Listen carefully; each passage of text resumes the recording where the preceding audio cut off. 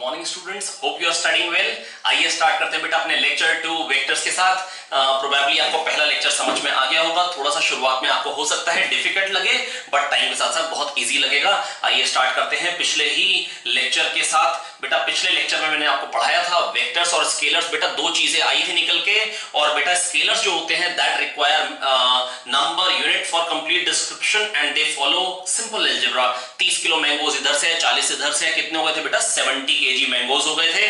प्यारे बच्चों, मैं आपको ये याद दिलाना चाह रहा हूं, लेकिन vectors on the other hand मैंने आपको एक बच्चे पे फोर्स लगा के दिखाया था 5 न्यूटन। तो 5 का रिजल्टेंट 0 भी आ गया था और 5 का कभी ज्यादा भी आ रहा था और कभी कम भी आ रहा था। जब एंगल पे लगा रहा था, मैंने बच्चे को खींच के दिखाया था, आप पिछली वीडियो एक बार देख सकते हैं। तो बेटा जो रिजल्टेंट है दो वेक्टर्स का, बेटा जो एडिशन है दो वेक्टर्स का, जो मैग्नीट्यूड है दो वेक्टर्स के एडिशन का, बेटा वो 0 भी आ पा रहा था। वो उसकी अलग अलग वैल्यूज आ रही थी और वो डिपेंड कर रही थी एंगल बिटवीन वेक्टर्स पे। तो सबसे पहले बेटा जो मैंने आपको पढ़ाया था that was angle between the vectors. Angle between the vectors is the angle that we need to turn from the direction of 1 to reach the direction of 2, है ना। तो बेटा ये मैंने आपको ये चीजें सिखा दी थी। सिंबॉलिक रिप्रेजेंटेशन वेक्टर का बताया था मैंने आपको कि अगर कभी भी कोई वेक्टर है जैसे displacement, velocity, acceleration, force, momentum, बेटा कोई भी अगर मेरे पास वेक्टर क्वांटिटी है, तो बेटा अगर मेरे को रिप्रेजेंट कैसे करना होता है, ये वी वेक्टर। और अगर कोई कहेगा मॉड वी, मतलब मैग्नीट्यूड जो है इसका, वो मेरे को ऐसे लेके दे देगा 5 मीटर पर सेकंड। मतलब वी है वेक्टर क्वांटिटी, और जो उसकी लेंथ है, जो उसका मैग्नीट्यूड है, कितनी तेज पार्टिकल चल रहा है, केवल उसकी मैग्नीट्यूड जो है बेटा वो क्या आएगा 5 मीटर पर सेकंड, है ना। ये तो आ गया बेटा मैग्नीट्यूड ऑफ वी वेक्टर। ये क्या चीज निकल के आ गई? Magnitude of V vector. कभी कभी डायरेक्टली जो उसका लेटर होता है ना बेटा, जो अल्फाबेट होता है, उसी को ले लेते हैं और लिख देते हैं 5 मीटर पर सेकंड। तो इसका मतलब भी क्या होता है प्यारे बच्चों? मैग्नीट्यूड। इसका मतलब भी क्या होता है बच्चों? मैग्नीट्यूड, है ना।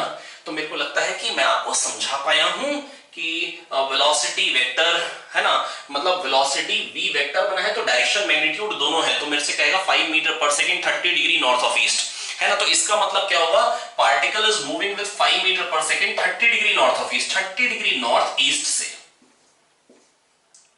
तो ये क्या हो गया बेटा? 5 meter per second is the velocity of particle 30 degree north of east. और बेटा दूसरा तरीका क्या होगा बोलने का? 5 meter per second 60 degree east of north. 5 meter per second 60 degree east of north. अरे आया कि नहीं आया बच्चों? तो प्यारे बच्चों, बेटा मैं आपको केवल और केवल इतनी सी बात समझाना चाह रहा हूं कि बेटा ये दो तरीके थे लिखने के, है ना। ये डायरेक्टली मैंने आपको बताया था ईस्ट ऑफ नॉर्थ या नॉर्थ ऑफ ईस्ट, इस तरीके से मैंने आपको काफी सारे एग्जांपल्स बताए थे कि 30 डिग्री नॉर्थ ऑफ ईस्ट का मतलब है 30 डिग्री नॉर्थ की तरफ। और इसी को बोलने के कितने तरीके होंगे? दो। 5 मीटर पर second 60 degree east of north, east की तरफ नॉर्थ से, है ना। ईस्ट वेस्ट नॉर्थ साउथ मेरे को लगता है सबको समझ में आता है। ये ईस्ट है, ये वेस्ट है, ये नॉर्थ है और ये साउथ है। मेरे को लग रहा है मैं आपको समझा पाया हूं प्यारे बच्चों। तो 5 मीटर पर second 30 degree north of east और 5 मीटर पर second 60 degree east of north है, 60 डिग्री ईस्ट की तरफ नॉर्थ से। तो बेटा ये सब चीजें मैं आपको पढ़ा चुका था। इनफैक्ट मैंने आपको एडिशन के भी कुछ क्वेश्चंस करवाए थे, है ना। आइए बेटा कुछ क्वेश्चंस फिर से कर लेते हैं अपने लोग। तो आइए बेटा स्टार्ट करते हैं। सपोज करिए कि मेरे को कहा जा रहा है कि बेटा दो वेक्टर्स जोड़ने हैं। बेटा मैंने आपको समझाया केवल और केवल डिस्प्लेसमेंट के लिए था। किसके लिए समझाया था बेटा मैंने आपको? डिस्प्लेसमेंट के लिए। क्योंकि बेटा जो एक वेक्टर जिसको आप जानते हो कायदे से, वो बेटा डिस्प्लेसमेंट है। वो क्या है बेटा? डिस्प्लेसमेंट। इसलिए बेटा मैंने आपको केवल और केवल सिखाया डिस्प्लेसमेंट के लिए था। पर क्या जो मैं चीज पढ़ा रहा हूं केवल डिस्प्लेसमेंट के लिए नहीं है, के लिए ही है? नो, ये बेटा फोर्स वेलोसिटी सबके लिए वैलिड है। अगर आपको कभी कोई कहेगा दो वेक्टर्स को जोड़ो विच आर फोर्सेस, अगर दो फोर्सेस हैं अगर उनको जोड़ना है प्यारे बच्चों, तो आपको बेटा ध्यान क्या रखना होगा? आपको यही ध्यान रखना होगा मन में कि ये डिस्प्लेसमेंट और फिर जोड़ दो। क्यों? क्योंकि आप डिस्प्लेसमेंट को बहुत अच्छे से समझते हैं। तो बेटा मैं बस आपको ये समझाना चाह रहा हूं कि सपोज करो, चलिए आइए क्वेश्चन करते हैं। कह रहे हैं एक आदमी जा रहा है 3 मीटर ईस्ट की तरफ और फिर 4 मीटर नॉर्थ की तरफ। A man goes 3 metre in east direction and then 4 metre in north direction. What is the magnitude of displacement? बेटा ऐसे क्वेश्चन मैं पिछले लेक्चर्स में काफी सारे करवा चुका हूं प्यारे बच्चों। फटाफट से करते चलेंगे, एक बार हल्का सा रिवीजन हो जाएगा। A man goes 3 metre in east direction, ऊपर क्वेश्चन लिखा हुआ है a man goes 3 metre in east direction and then 4 metre in north direction. ठीक है बेटा, तो 3 मीटर ईस्ट की तरफ गया आदमी एंड देन 4 मीटर नॉर्थ की तरफ गया। तो बेटा यहां से यहां पहुंच गया, ये हो गई डिस्प्लेसमेंट। मैग्नीट्यूड क्या हो जाएगा प्यारे बच्चों डिस्प्लेसमेंट का? Under root of 3 square plus 4 square. क्या हो जाएगा बेटा magnitude? Under root of 3 square plus 4 square. बेटा ये हो जाएगा मैग्नीट्यूड, है ना। और इसकी वैल्यू क्या आ जाएगी प्यारे बच्चों? 9 प्लस 16 25 का अंडर रूट बेटा क्या निकल के आएगा? 5 is the magnitude of displacement. और इसी के बदले क्या कह सकता था मेरे को? कह सकता था बेटा an object is placed on the ground, 3 Newton force is acting towards positive x axis and 4 Newton is acting towards positive y axis, है ना। What is the magnitude of total force? अगर कोई ऐसा कह दे तो कैसे करेंगे प्यारे बच्चों? बेटा करने का तरीका ये होगा कि 3 इधर को, आपके मन में क्या होना चाहिए? ये फोर्स नहीं है, डिस्प्लेसमेंट है। आदमी 3 इधर चलेगा, फिर आदमी 4 इधर चलेगा, यहां था यहां पहुंच गया, ये हो गई डिस्प्लेसमेंट, है ना। और जिसकी वैल्यू क्या है? 5। बस आप वहां पे 5 न्यूटन कह देंगे। क्या कह देंगे बेटा? 5 न्यूटन। तो मन में आप केवल एक ही बात सोचेंगे बेटा, फोर्स क्या बेटा बोला मेरे को? बेटा 2 forces are acting on the object, 2 forces are acting on the object, है ना, which are perpendicular to each other and magnitude of the forces is 3 and 4 Newton. What is the magnitude of total force? तो बेटा मैं बस आपको ये कहना चाह रहा हूं, रिजल्टेंट फोर्स कितना हो जाएगा? तो बेटा 3 इधर है, 4 इधर है, आपके मन में क्या आएगा? 3 इधर आदमी जाएगा, 4 इधर जाएगा, यहां था यहां पहुंच गया, ये हो गई रिजल्टेंट डिस्प्लेसमेंट। और वैल्यू क्या आएगी? 5 under root 3 square plus 4 square. ये तो फेवरेट ट्रायंगल है हमारा, है ना प्यारे बच्चों। ये कितना निकल के आया? 5। क्या निकल के आया बेटा? 5, है ना। लेकिन अब मैं बाद में क्या बोल दूंगा? 5 न्यूटन। तो 3 और 4 का रिजल्टेंट क्या आएगा बेटा? 5। अगर वो कहेगा फोर्स है तो 5 न्यूटन। अगर वो कहता मोमेंटम है 3 किलोग्राम मीटर पर सेकंड इधर, 4 किलोग्राम मीटर पर सेकंड इधर, तो मैं बोलूंगा 5 किलोग्राम मीटर पर सेकंड। मन में मैं केवल और केवल एक ही बात सोचने वाला हूं, डिस्प्लेसमेंट, क्योंकि बाकी अभी मेरे को समझ में नहीं आती है। जैसे जैसे आगे बढ़ूंगा फील करा दूंगा, हर एक के लिए ट्रू होना चाहिए, है ना। लेकिन एक बार अपने मन में क्या सोचेंगे? अगर कोई फोर्स कहेगा तो घबराएंगे नहीं, अगर कोई फोर्स भी कहेगा तो हम घबराएंगे नहीं बिल्कुल भी, ठीक है बेटा। आइए अगला एक और क्वेश्चन करते हैं। कह रहे हैं a man walks 5 metre north and then 5 metre towards west, what is the magnitude of the total displacement? आइए करते हैं।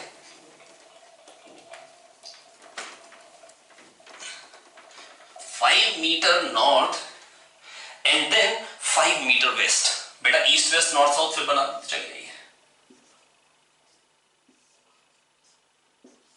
East west north and south. बेटा 5 मीटर किधर गया बेटा? नॉर्थ की तरफ, है ना। और फिर 5 मीटर वेस्ट की तरफ। 5 मीटर नॉर्थ की तरफ गया है आदमी, और फिर 5 मीटर किधर गया बेटा? वेस्ट की तरफ गया। प्यारे बच्चों बेटा नेट डिस्प्लेसमेंट क्या हो जाएगी? 5 इधर गया, 5 इधर गया, यहां था यहां पहुंच गया, ये हो गया net displacement under root of 5 square plus 5 square. बेटा कितना निकल के आ जाएगा? 5 रूट 2। क्या निकल के आ जाएगा प्यारे बच्चों? 5 रूट 2। मेरे को लगता है मैं आपको समझा पाया हूं, है ना। आइए एक और क्वेश्चन और करते हैं। कह रहे हैं a man goes 5 metre towards west and then 5 root 2 metre towards north west, the magnitude of net displacement. बेटा क्वेश्चन आपके सामने, आप एक बार रीड कर लीजिए और फिर हम आगे करते हैं। क्या है क्वेश्चन बेटा? पढ़िए। A man walks 5 metre towards west and then 5 metre north west. 5 metre towards west, okay, यहां था 5 मीटर चल के आया वेस्ट की तरफ, and then 5 root 2 metre north west. 5 root 2 metre north west मतलब इधर, ओ सॉरी ये नॉर्थ है और ये वेस्ट है, तो बेटा क्या हो जाएगा? 5 root 2 metre north west. 5 root 2 metre north west का मतलब नॉर्थ और वेस्ट के बिल्कुल बीचों बीच 45 डिग्री में। तो ये 5 रूट 2 है प्यारे बच्चों, ये 45 है। तो यहां था यहां पहुंच गया। बेटा ये हो गई नेट डिस्प्लेसमेंट, सिंपल। अब बेटा ज्योमेट्री यूज करनी है क्लास 10th के लेवल की, और आपको बताना है कि what is the magnitude of total displacement. बेटा पार्टिकल पहले 5 मीटर वेस्ट की तरफ गया है, फिर 5 रूट 2 मीटर नॉर्थ वेस्ट की तरफ गया है। प्यारे बच्चों पार्टिकल जो है वो 5 मीटर वेस्ट की तरफ गया है और फिर 5 root 2 metre north west direction में गया है। तो ये जो 5 रूट 2, बेटा ये वाला ट्रायंगल अगर आप देख लें तो ये चीज बेटा क्या निकल के आ जाएगी? बेस है। बेस क्या होता है? Hypotenuse cos theta base, hypotenuse sine theta perpendicular. Hypotenuse cos theta base, hypotenuse sine theta perpendicular. Hypotenuse cos theta base, hypotenuse sine theta perpendicular, है ना। ये हम ट्रिग्नोमेट्री वाले लेक्चर में बहुत अच्छे से प्रैक्टिस कर चुके हैं। तो 5 रूट 2 cos 45, 5 रूट 2 cos 45, और ये क्या आएगा बेटा? 5 रूट 2 साइन 45, 5√2 साइन 45 और साइन 45 कॉस 45 दोनों बराबर होते हैं 1/√2, ये √2 कट जाएगा, आ जाएगा 5 और ये भी बेटा क्या निकल के आ रहा है 5। तो बेटा ये भी 5, ये भी 5, ये भी 5 और ये भी 5, तो ये क्या हो जाएगा बेटा 10 और ये 5, तो ये चीज क्या हो जाएगी प्यारे बच्चों, रिजल्टेंट डिस्प्लेसमेंट का जो मैग्नीट्यूड आ जाएगा, magnitude of resultant displacement will be √10 square plus 5 square, that is √125 metres. 5√5 भी कह सकते हैं आप, है ना, 25 × 5, 25 का √5 बाहर ले लेंगे तो 5√5। तो बेटा क्वेश्चन क्या था, क्वेश्चन ये था मैन गोज 5 मीटर इन वेस्ट डायरेक्शन, बेटा था 5 मीटर पहले वेस्ट में गया, सोच के देखिए बड़ा सिंपल है बेटा, 5 मीटर पहले वेस्ट में गया, फिर बेटा 5√2 मीटर गया नॉर्थ वेस्ट में। तो अगर ये 5√2 है प्यारे बच्चों, तो ये चीज क्या हो जाएगी, इसको मैं यहां ना लिख के नीचे लिख देता हूं ताकि थोड़ा सा इजी रहेगा। तो इसके जो बेटा 5√2 cos 45 और 5√2 sin 45, जो बेस और परपेंडिकुलर दोनों आएंगे बेटा, cos 45 1/√2 होता है, √2 कट जाएगा, दोनों 5 और 5 आएंगे। तो बेटा ये 10 हो गया और ये 5, तो ये चीज क्या हो जाएगी प्यारे बच्चों, √10 square plus 5 square, √10 square plus 5 square, that is √125 और 5√5। मेरे को लगता है मैं आपको समझा पाया हूं।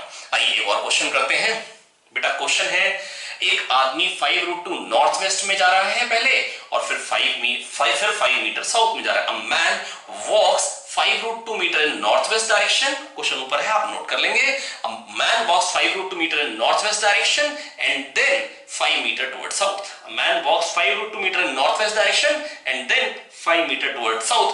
What is the magnitude of total displacement?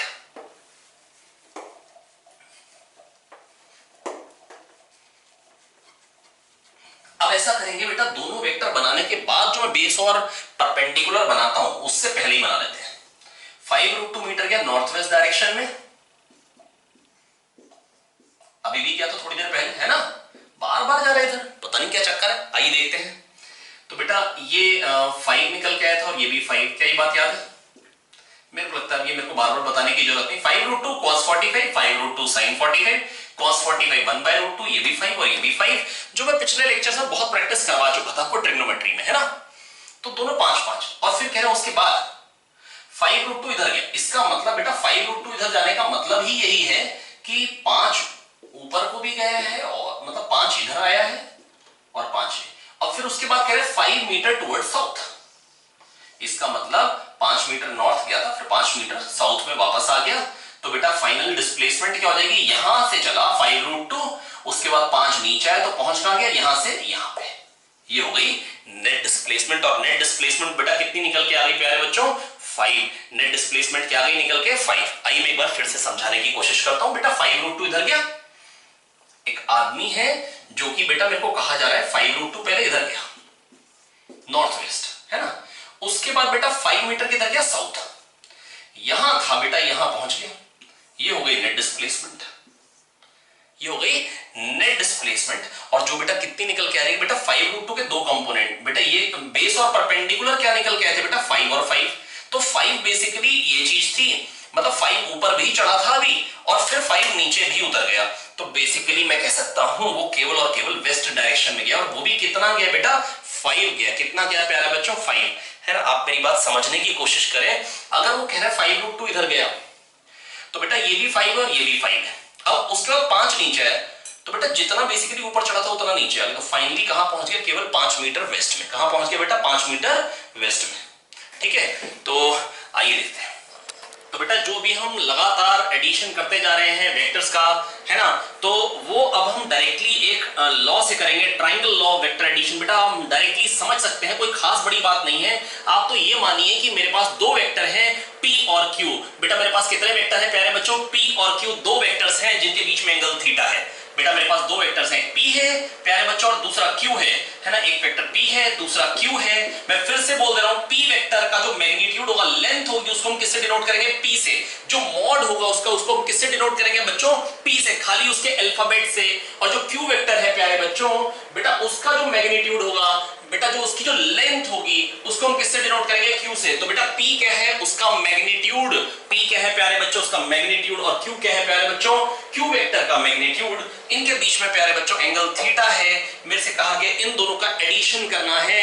तो मैंने आपको क्या सिखाया बेटा? केवल और केवल एक ही बात सिखाई है। जब भी आपको दो वेक्टर जोड़ने हो प्यारे बच्चों, जब भी अगर आपको दो वेक्टर जोड़ने हो तो केवल और केवल एक ही बात का ध्यान देना है। केवल और केवल एक ही बात का आपको मान लेना है कि दोनों डिस्प्लेसमेंट है। इसका मतलब पहले पार्टिकल p इधर जाएगा, पहले पार्टिकल p इधर जाएगा और फिर थीटा टर्न लेके q इधर जाएगा और फिर थीटा टर्न लेके पार्टिकल q इधर जाएगा। तो बेटा p इधर जाएगा, थीटा टर्न लेके q इधर जाएगा।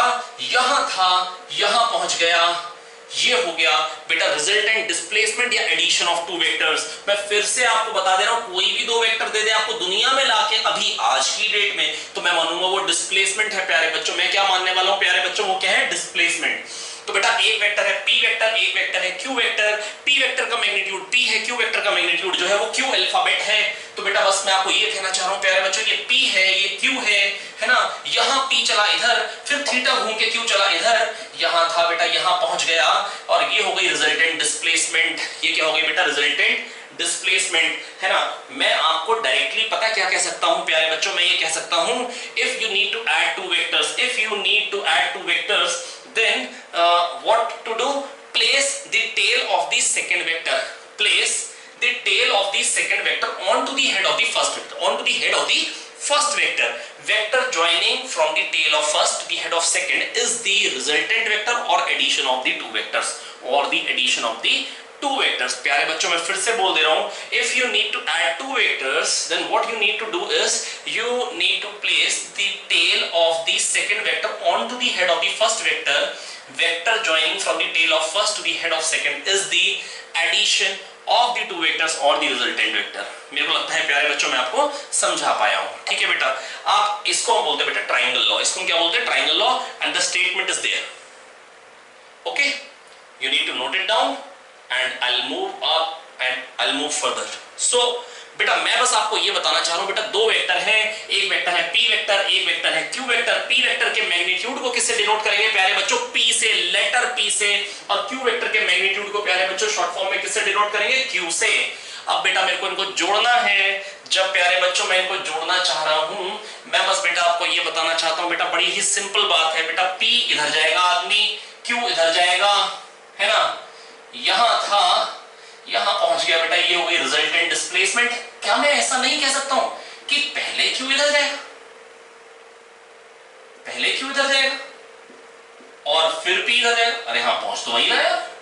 मतलब पहले p चलो बाद में q चलो, या पहले q चलो बाद में p चलो, बात एक ही आएगी, बात अलग अलग नहीं आने वाली है। थोड़ा सा मतलब आप कोशिश करें मेरी बात समझने की। बहुत ही सिंपल बात बता रहा हूं। मैं कह रहा हूं पहले q चला दो और उसके बाद में p चला दो, बात वही रहेगी बेटा। पहुंचेंगे तो वहीं, पहुंचेंगे तो वहीं बेटा। लेकिन ये इसका नाम बेटा पता है, एक नाम अलग, नामकरण अलग हो गया इसका। इसको हम बोलते हैं बेटा parallelogram law of vector addition. और पैरेललोग्राम लॉ बेटा पता है क्या चीज है बेटा? मतलब बेसिकली एडिशन है दो वेक्टर्स का। आप ट्राइंगल बना लो, ट्राइंगल से एडिशन कर लो। कभी कभी कुछ लोग पैरेललोग्राम बोल देते हैं और फिर कह देते हैं ये addition of the two vectors है, तो इसको पैरेललोग्राम लॉ। दोनों बेटा बात एक ही है, अलग अलग तो है ही नहीं। मैंने बेटा आपको एक ही बात समझाई है प्यारे बच्चों। p इधर गया, q इधर गया, यहां था, यहां पहुंच गया, ये हो गया एडिशन। पहले q गया, फिर p गया, बात तो एक ही। तो बेटा पैरेललोग्राम लॉ की स्टेटमेंट क्या होगी? If you need to add two vectors, then place the two vectors such that their tails must coincide, and after that complete the parallelogram by drawing lines parallel to p vector and q vector from the heads of p and q. From the heads of p and q आपको parallel line draw करनी, parallelogram complete करना है। And the diagonal is the addition of two vectors, and which diagonal? Which starts from the tails of both the vectors, which starts from tail of both the vectors। मैं फिर से बोल दे रहा हूं बेटा, ये प्यारे बच्चों ये एक वेक्टर है जिसका मैग्नीट्यूड है p, ये प्यारे बच्चों एक वेक्टर है जिसका मैग्नीट्यूड है q। इन दोनों को जोड़ना है तो बेटा पहले P इधर जाएगा, है ना, फिर Q इधर जाएगा, यहां था यहां पहुंच गया, ये रिजल्टेंट हो गया, यहां था यहां पहुंच गया, ये रिजल्टेंट हो गया। या कह सकते हैं प्यारे बच्चों पहले Q इधर जाएगा, फिर P इधर जाएगा, यहां था यहां पहुंच गया, ये रिजल्टेंट हो जाएगा। Means what you need to do is you need to place the vectors such that their tails must coincide and then complete the parallelogram by drawing the lines parallel to P vector and Q vector from the heads of P vector and Q vector. Now you have got a parallelogram. The diagonal, there are two diagonals. The diagonal coinciding with the tails of two vectors. The diagonal starting from the tails of two vectors gives the addition of two vectors. This is resultant vector और P vector plus Q vector. मैं आपको समझा पाया हूं मेरे को लग रहा है प्यारे बच्चों, मैंने आपको ना एक बात समझा दी है।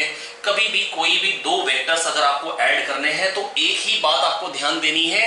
वो एक बात बेटा क्या है, वो एक बात ये है कि आपको क्या करना है, आपको मान लेना वो डिस्प्लेसमेंट है। क्या मान लेना बेटा? वो डिस्प्लेसमेंट, क्योंकि इससे ज्यादा आपको किसी चीज की नॉलेज अभी नहीं है ना प्यारे बच्चों। आइए देखते हैं, मैं ये आपको समझाता हूं थोड़ा सा। और यहां पर मैं आपको जनरल अगर मैं आपको बताना चाहूं, जैसे अभी मैं कहता था पार्टिकल 10 इधर गया, 20 उधर गया, what is the magnitude of total displacement, या 10 न्यूटन फोर्स इधर लग रहा है, 15 न्यूटन इधर लग रहा है, what is the magnitude of total force. तो प्यारे बच्चों मैं बस आपको ये कहना चाह रहा हूं कि अब जो मैं आपको सिखाना चाहता हूं वो ये सिखाना चाहता हूं कि P और Q की टर्म्स में एडिशन ऑफ टू वेक्टर्स क्या निकल के आएगा। तो बेटा ये एक वेक्टर है जिसका मैग्नीट्यूड P है, ये एक वेक्टर है जिसका मैग्नीट्यूड Q है।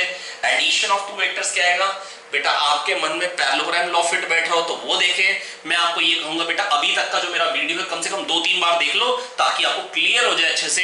बेटा पहले आदमी P इधर जाएगा, फिर Q इधर जाएगा, और ये वेक्टर बेटा ये अगर Q वेक्टर तो ये भी Q वेक्टर है। क्यों? क्योंकि दोनों का डायरेक्शन सेम है, दोनों की लेंथ सेम है। बेटा वेक्टर इक्वल कब होते हैं? वेक्टर की दो प्रॉपर्टी है बेटा, वेक्टर की दो प्रॉपर्टी डायरेक्शन और मैग्नीट्यूड, जब वो इक्वल होंगे तो वेक्टर्स इक्वल है, तब वेक्टर्स इक्वल है। तो बेटा P इधर गया, Q इधर गया, यहां था यहां पहुंच गया, यहां था यहां पहुंच गया, ये हो गया एडिशन ऑफ टू वेक्टर्स। ये क्या हो गया? Addition of two vectors. प्यारे बच्चों यहां से आपने क्या करना है, यहां से आपने परपेंडिकुलर ड्रॉप किया, ये चीज क्या हो जाएगी प्यारे बच्चों? Q cos theta. बेटा P इधर गया, Q इधर गया, यहां था यहां पहुंच गया, ये हो गया ट्रायंगल लॉ। और अगर मैं ऐसे कंप्लीट कर दूं, पैरेललोग्राम बना दूं तो बोलूंगा पैरेललोग्राम लॉ, है ना बेटा। अलग अलग बातें नहीं है, सेम बातें हैं। और दोनों की स्टेटमेंट एक बार फिर से मैं आपके सामने दे रहा हूं बोर्ड पे, आप एक बार देख लीजिए, नोट कर लीजिए।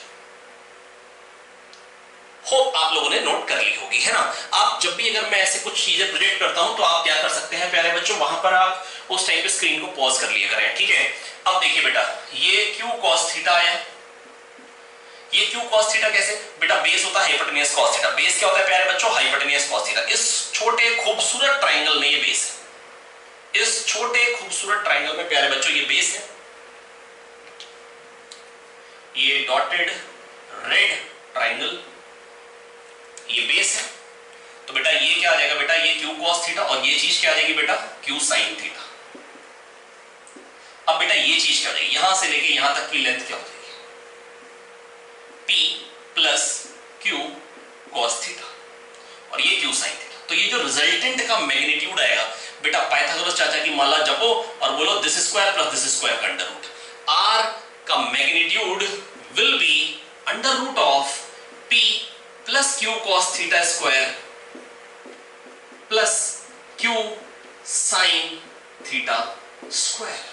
ये आ जाएगा बेटा R का मैग्नीट्यूड। ये बन क्या जाएगा प्यारे बच्चों? ये बन जाएगा under root of P square plus Q square cos square theta plus Q square sin square theta. इन दोनों में Q स्क्वायर कॉमन ले लीजिए आप, sin square theta plus cos square theta. बेटा sin square theta plus cos square theta क्या होता है? 7.91। कितना होता है बेटा? 7.91। बेटा मजाक कर रहा हूं बेटा, खाली 1 होता है, खाली 1 होता है। sin square theta plus cos square theta 1 होता है, तो ये क्या बन गया? 2pq cos theta. बेटा a square plus b square plus 2ab cos theta, 2pq cos theta. तो बेटा ये 1 हो जाएगा। तो बेटा फाइनली रिजल्टेंट का मैग्नीट्यूड क्या निकल के आ गया प्यारे बच्चों? Under root of p square plus q square plus 2pq cos theta. बेटा कोई प्राण नहीं निकल रहा है, बिल्कुल सिंपल है, बिल्कुल आसान है। मैंने किया क्या है, आदमी P इधर जाएगा, फिर Q इधर गया, यहाँ था, यहाँ पहुंच गया, ये रिजल्टेंट डिस्प्लेसमेंट आया। प्यारे बच्चों ध्यान से सुनो, ये P है इधर गया, Q इधर गया थीटा एंगल पे, इस ट्राइंगल में ये Q cos थीटा हो गया, परपेंडिकुलर Q sin थीटा हो गया, ये P plus Q cos theta, ये Q sin थीटा, तो रिजल्टेंट क्या हो जाएगा under root of P plus Q cos theta square plus Q sin theta square. तो क्या बन जाएगा P square Q square cos square theta plus Q square sin square theta हो जाएगा Q square plus 2PQ cos theta. तो क्या बन गया under root of P square plus Q square plus 2PQ cos theta. तो ये आ गया resultant का मैग्नीट्यूड। ये क्या आ गया प्यारे बच्चों रिजल्टेंट का magnitude, under root of P square plus Q square plus 2PQ cos theta. बेटा अगर आप इसको डायरेक्टली यूज करेंगे, कभी भी दो वेक्टर जोड़ने हो, मैग्नीट्यूड निकालना हो, जो अभी तक हम करते थे, आप बहुत इजीली सारे के सारे क्वेश्चंस का आंसर निकाल पाएंगे। पर ये जो मैंने डेरिवेशन किए एक बार आप हाथ से लिख करके देखिए तो बहुत ही अच्छा रहेगा। खाली ये नहीं कि मतलब आराम से लेट के रिकॉर्डिंग देख रहे हैं, आप आराम से बैठिए चेयर पे, टेबल पे, बिल्कुल कॉन्सेंट्रेट करके पढ़िए, ध्यान से पढ़िए, खुद से एक बार अपने हाथ से लिख के करिए, आपको अच्छे से समझ में आएगा। तो एक बार इसको नोट कर लेंगे प्यारे बच्चों। तो प्यारे बच्चों अगर दो वेक्टर्स के बीच में अगर एंगल थीटा है और उनके मैग्नीट्यूड्स है P और Q, तो बेटा रिजल्टेंट का मैग्नीट्यूड क्या निकल के आता है under root of P square plus Q square plus 2PQ cos theta. क्या निकल के आता है प्यारे बच्चों under root of P square plus Q square plus 2PQ cos theta. मैंने आपको ये समझा दिया, अगर दो वेक्टर के बीच में एंगल थीटा होता है, उनके मैग्नीट्यूड P और Q है, तो रिजल्टेंट का मैग्नीट्यूड होता है under root P square plus Q square plus 2PQ cos theta. आप चाहेंगे आपके पास दो मेथड होंगे, कितने मेथड होंगे प्यारे बच्चों दो मेथड होंगे, आप दोनों में से कोई भी यूज करें और बहुत आराम से सॉल्व करें। Either you can use geometry है ना, या आप डायरेक्टली फॉर्मूला यूज करके कर सकते हैं, कभी कभी ये बहुत इजी होगा। तो जो भी मैंने आपको क्वेश्चंस कराए थे एक बार मैं रिपीट कर देता हूं, सारे के सारे questions with the help of formula. ये रहा पहला क्वेश्चन आपके सामने, a man walks 4 metre east and then 3 metre north, find the magnitude of net displacement. 4 metre east 3 metre north, magnitude of total displacement under root of, क्या बोलूंगा बेटा addition of two vectors का magnitude under root of P square plus Q square plus 2PQ cos theta, 2 3 twice of 3 into 4 into cos theta cos 90, बीच में angle 90 है, ये आ गया 0, ये बन गया बेटा 5। क्या बन के आ गया प्यारे बच्चों 5 है ना। हालांकि बहुत ही सिंपल था यार, 4 इधर गए 3 इधर गए, यहां खड़े थे यहां पहुंच गए, यहां खड़े थे यहां पहुंच गए, क्या under root 4 square plus 3 square. पर बेटा कोरोना चल रहा है, आप लोग ऐसा ना करें भाई पहले ईस्ट जाए नॉर्थ जाए, पुलिस लट हो जाएगी। पुलिस क्या करेगी बेटा लट हो जाएगी, ठीक है। थोड़ा सा हंस सकते हैं हम भी, कैमरे के साथ ही मजाक कर पा रहे हैं, सामने तो आप बैठे नहीं तो बहुत आनंद आता है आपको पढ़ाने में। आइए प्यारे बच्चों बस मैं आपको ये समझाना चाह रहा हूँ, अगला क्वेश्चन करते हैं। ये जो 90 डिग्री वाले क्वेश्चन है उनको मैं नहीं लूंगा डायरेक्टली। ये क्वेश्चन क्या रखा है, एक और क्वेश्चन आपके सामने, man walks 5 metre west and then 5 root 2 in north west direction. ये क्वेश्चन रहा, ये अभी आप कर भी चुके, आपकी कॉपी में भी होगा प्रोबेबली। अगर आप नोट करें नहीं कर रहे तो प्लीज बेटा करना शुरू करें, नोट करें बेटा, तभी सीख पाएंगे सब्जेक्ट है ना। खाली अगर लेट के वीडियो देखेंगे तो सब्जेक्ट नहीं सीख पाएंगे प्यारे बच्चों। A man walks 5 metre west, a man walks 5 metre west and then 5 root 2 metre north west. पहले बेटा वो 5 मीटर वेस्ट में जा रहा है, फिर 5 रूट 2 मीटर नॉर्थ वेस्ट में जा रहा है। मैग्नीट्यूड ऑफ नेट डिस्प्लेसमेंट पूछा है प्यारे बच्चों, आइए देखते हैं।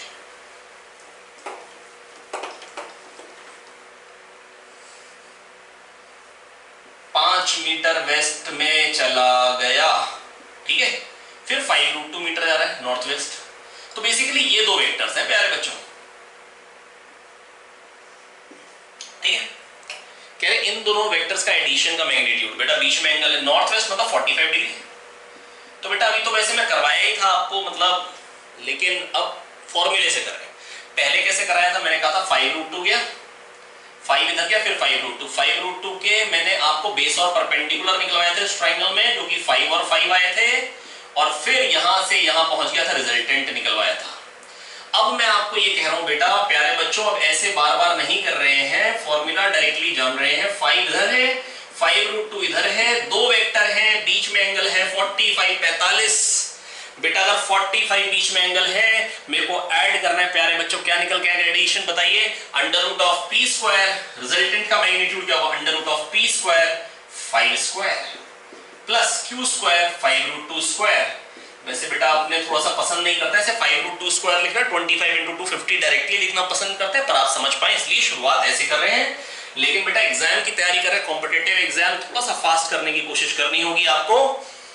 +2 PQ cos theta, 2 × 5 × 5√2 × cos 45 P² + Q² + 2PQ cos 45 क्या बन के आ गया प्यारे बच्चों, ये √25 + 50 और ये क्या हो गया 25 × 2 = 50 √2 cos 45 भी 1/√2 आएगी और √2 लड़ मरे, √2 लड़ मरे है ना, कट गए वही काटते हुए 50 50 100 125। अरे वाह, ये तो वही आ गया 125 5√5। ये तो मैं बता चुका था आपको। हाँ वही आंसर तो आएगा ही बेटा, ऐसा थोड़ी ना आंसर अलग अलग आएंगे है ना, आंसर तो वही आएंगे है ना। चलिए प्यारे बच्चों अगले क्वेश्चन पे चलते हैं। अगला क्वेश्चन है, a man goes 5√2 metre north west and then 5 metre south, what is the magnitude of total displacement. बेटा अगर कोई मेरे को ये भी कहेगा ना, man goes 5√2 a force applied on the particle is 5√2 in northwest direction and 5 meter in south direction, what is the magnitude of net force, magnitude will come out to be same। Okay बेटा, आइए करते हैं फटाफट से ये question.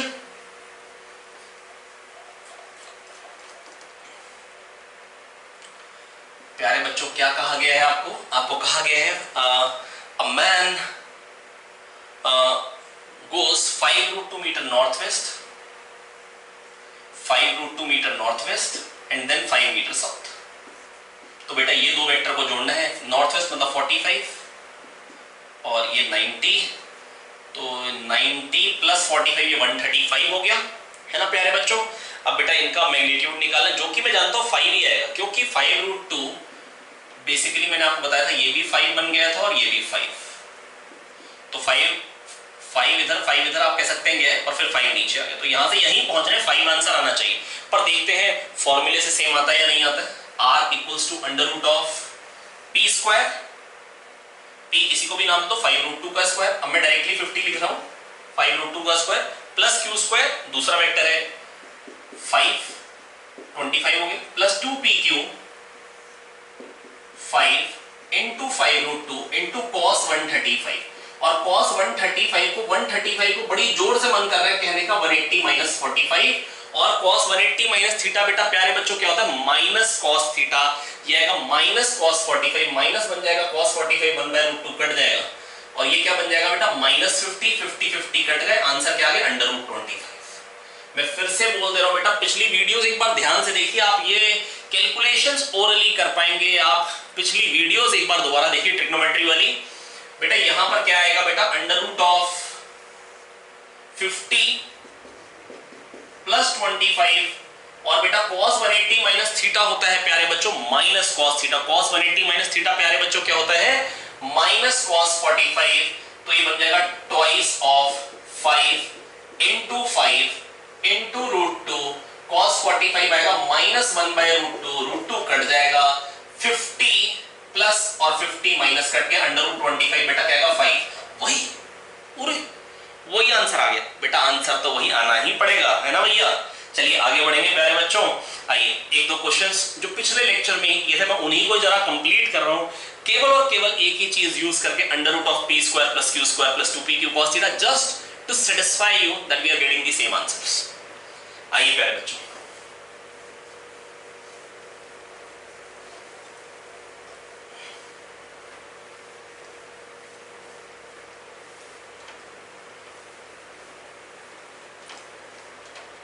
हाँ जी, तो बेटा यहां पर क्या करेगा, man goes 5 metre east then 10 metre 53 degree north of east. A man goes 5 metre east and then 10 metres 53 degree north of east.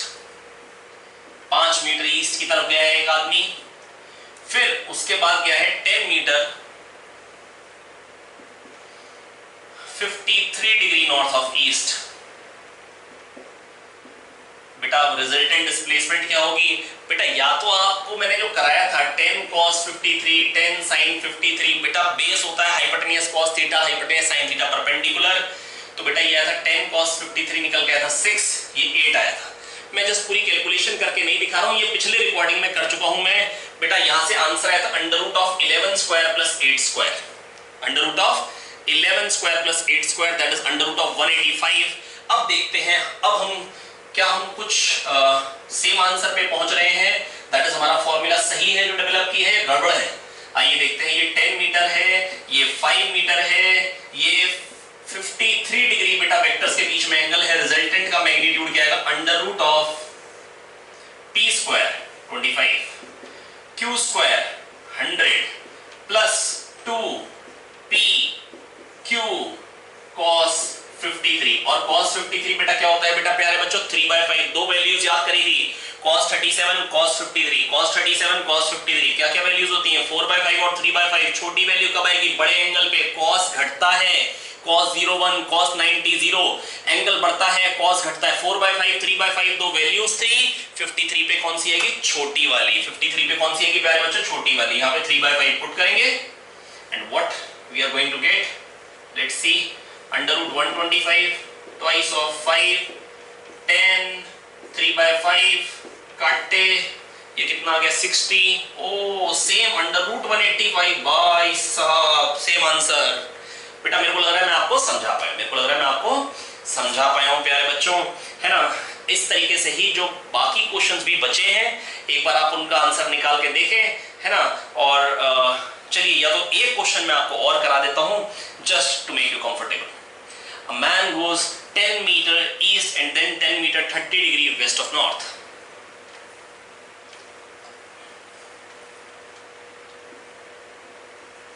A man goes 10 meter east and 10 meter 30 degree west of north. 10 meter 30 degree west, बनाओ फिर से, west, north, east and south. प्यारे बच्चों ये तो मैंने आपको orally करवाया था क्वेश्चन, अगर आपको याद हो बेटा ये 60 हो गया एंगल क्योंकि 10 इधर गया, फिर 10 metre 30 degree west of north, ये 60 हो गया, और अगर ये दोनों अब यहाँ था यहाँ पहुंच गया, ये हो गई रिजल्टेंट डिस्प्लेसमेंट। और ये ट्राइंगल आइसोसेलेस है क्योंकि ये 10 10 है, तो ये दोनों एंगल बराबर होंगे। और 2 थीटा प्लस 60 बेटा sum of angle of triangle क्या होता है बेटा 180, यहाँ से थीटा क्या आएगा प्यारे बच्चों 60, क्या निकल के आएगा 60, इक्विलेटरल है तो रिजल्टेंट तो 100% 60 हो गया, रिजल्टेंट का मैग्नीट्यूड तो फिर 100% सॉरी 10 हो जाएगा क्योंकि इक्विलेटरल ट्राइंगल बन गया। और बेटा अगर मैं कह रहा हूं कि अगर आपको रिजल्टेंट निकालना हो फॉर्मूले से भी, तो बेटा under root of p square plus q square plus 2p q cos theta, और थीटा कितना है बेटा, दो वेक्टर के बीच में एंगल कितना है बेटा 120, इस वेक्टर से दूसरे वेक्टर में पहुंचने के लिए कितना घूमना पड़ेगा 120, cos 120 क्या होता है बेटा माइनस हाफ, cos 120 क्या होता है प्यारे बच्चों माइनस हाफ। मैं फिर से बताने की कोशिश करूंगा, cos 120 को लिख सकते हैं 180 minus 60 that is minus cos 60, और cos 60 की बेटा क्या होती है वैल्यू हाफ, तो ये बन गया माइनस हाफ, तो माइनस हाफ आएगा, यहां से 2 कट जाएगा और माइनस आ जाएगा, 100 माइनस 100 कट गया, अंडर रूट 100 बचेगा खाली, दैट इज 10। क्या आ गया बेटा आंसर 10, सेम वही, अरे वाह, है ना। लेकिन बेटा डेफिनेटली पहले वाला मेथड आसान था, ऐसा नहीं कि दूसरा मेथड पढ़ लिए तो पहला बेकार है, कई बार जब आपको ज्योमेट्री से दिख जाएगा तो बहुत ही आसान पड़ेगा, इसको आप नोट कर सकते हैं। फिर हम मूव करेंगे नेक्स्ट टॉपिक पे। चलिए आइए, ये आपके सामने एक और क्वेश्चन है, फटाक से नोट करेंगे और फिर करना चालू करेंगे। क्वेश्चन क्या है बेटा, sum of magnitudes of two vectors is 18। बेटा दो वेक्टर्स के मैग्नीट्यूड्स का सम 18 है प्यारे बच्चों, और कह रहे हैं the magnitude of the resultant is 12। Magnitude of the resultant, जो रिजल्टेंट है उसका मैग्नीट्यूड 12 है, और बेटा मेरे को ये कह रहे हैं resultant is perpendicular to one of the vector, what are the magnitudes of the vectors. तो बेटा आपको मैंने क्या सिखाया है, सिखाई एक ही बात है बेटा, क्या सिखाई है प्यारे बच्चों, सिखाई केवल यही बात है कि अगर आपको कभी भी कोई वेक्टर कहेगा तो दिमाग में डिस्प्लेसमेंट चलनी चाहिए। दो वेक्टर्स हैं जिनके मैग्नीट्यूड्स का सम 18 है, तो कुछ मतलब बेसिकली एक बार आदमी कुछ चला, दूसरी बार कुछ और चला, टोटल मिला के 18 चला, एक x होगा, एक का मैग्नीट्यूड 18 माइनस x, और रिजल्टेंट का जो मैग्नीट्यूड है वो 12 है। मैं फिर से बता दे रहा हूं बेटा, आदमी कुछ चला, दूसरी बार कुछ चला, कह रहे हैं रिजल्टेंट जो आ रहा है वो किसी एक वेक्टर से परपेंडिकुलर है, बना दी परपेंडिकुलर एक वेक्टर से रिजल्टेंट को, पहले इधर गया, फिर यहां से यहां गया, यहां था इनिशियली, यहां पहुंच गया, ये रिजल्टेंट डिस्प्लेसमेंट हो गई, इससे परपेंडिकुलर हो गई। और कह रहे हैं ये 12 है। ये कितना है प्यारे बच्चों? 12 है ना। तो अगर इन दोनों का मिला के सम 18 है, तो अगर ये x होगा तो ये क्या होगा प्यारे बच्चों? 18 माइनस x। क्या होगा प्यारे बच्चों? 18 माइनस x। अब बेटा अब x कैसे निकाले? तो बेटा कैसे निकालने का तरीका होगा 12 स्क्वायर प्लस x स्क्वायर बराबर 18 minus x square, that is Pythagoras चाचा की माला जपेंगे। तो यहां से बेटा क्या देगा? 12 स्क्वायर प्लस x स्क्वायर, मन में जोर से आ रहे हैं 12 स्क्वायर प्लस 5 स्क्वायर 13 स्क्वायर। अगर आपने थोड़ा बहुत नंबर से खेला हो तो बेटा ये बड़े सिंपल नंबर्स हैं जो याद रहते हैं। 12 स्क्वायर 144, 144 प्लस 25 होता है बेटा 169, 169 का अंडर रूट क्या होता है बेटा? 13 है ना। तो बेटा 12 स्क्वायर 5 स्क्वायर, x को 5 पुट करें 13 स्क्वायर बराबर दिख रहा है x 5 आ गया, डायरेक्टली पता लग गया। लेकिन अगर आपको लगे नहीं हम ईमानदार हैं, हमारे दिमाग में ऐसे नंबर्स नहीं आते, तो आप करें 12 स्क्वायर 144 प्लस x स्क्वायर बराबर 18 स्क्वायर कितना होता है बेटा? 324, 324 plus x square minus 36x, ऐसे काट देंगे गुस्से में आगे x स्क्वायर को। अच्छा 324 माइनस 144, 300 माइनस 100 कितना हो जाएगा बेटा? ये आ गया 36x। मदद करेंगे बेटा एक बार, 324 माइनस 144 कितना हो जाएगा? पहले 24 हटाया, 100 हटाया, 200 आया, फिर 20 और हटाया 180 आया।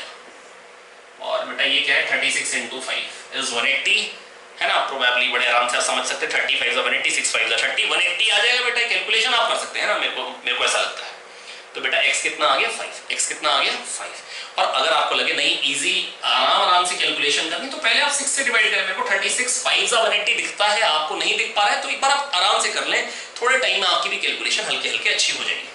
6 6 जा 6 3 जा 0 का 0, 6 5 जा 30, वाओ है ना। वही चलिए ये देखिए। तो प्यारे बच्चों मैं आपको ये समझाना चाह रहा हूं कि ये भी एक क्वेश्चन हो गया आपके सामने है ना। एक बार फटाफट से नोट करेंगे और हम अगले टॉपिक के साथ स्टार्ट करेंगे। आइए बेटा अब अगला टॉपिक स्टार्ट करते हैं, maximum and minimum values of the addition of two vectors. Maximum and minimum values of the addition of two vectors, resultant की मैक्सिमम और मिनिमम वैल्यूज। बड़े आराम से आप सोच सकते हैं, अगर फॉर्मूले से सोचना हो तो फॉर्मूले से भी कर सकते हैं, और अगर डायरेक्टली अगर आपको फील करना हो तो भी बेटा बहुत ही सिंपल है। आइए देखते हैं कैसे करेंगे। पहले ऐसा करते हैं, फॉर्मूले से कर लेते हैं, फिर मैं फील कराता हूं, ठीक है प्यारे बच्चों। आइए देखिए। तो बेटा रिजल्टेंट का मैग्नीट्यूड होता है under root of P square plus Q square plus 2pq cos theta, ठीक है बच्चों। अब ये जो बेटा रिजल्टेंट का मैग्नीट्यूड है under root of P square plus Q square plus 2pq cos theta, what can be the maximum value? बेटा cos थीटा की मैक्सिमम वैल्यू क्या होती है बेटा? 1। कितनी होती है बेटा? 1। तो क्या आ जाएगा? Under root of P square plus Q square plus 2pq, that is p plus q का होल स्क्वायर बन जाएगा, और उसका अंडर रूट क्या हो जाएगा? p plus q। नहीं है cos थीटा 1 हो जाएगा, तो बेटा ये क्या बन जाएगा? Under root of P square plus Q square plus 2pq, that is p plus q whole square का under root p plus q। और बेटा मिनिमम वैल्यू क्या हो जाएगी प्यारे बच्चों? जब ये -1 हो जाएगा, p square plus q square minus 2pq, तो क्या बन जाएगा? p माइनस q, है ना। ये बेटा मैक्सिमम और मिनिमम वैल्यूज आ गई। अगर मैं मान रहा हूं p जो है वो q से बड़ा है ना, क्योंकि अंडर रूट हमेशा पॉजिटिव वैल्यू देता है। अंडर रूट बेटा मेरे को क्या देता है? पॉजिटिव वैल्यू, है ना। Under root is always positive. Under root 9 3 होता है ना। कुछ बच्चों को गलती से मालूम होता है +-3, that is wrong.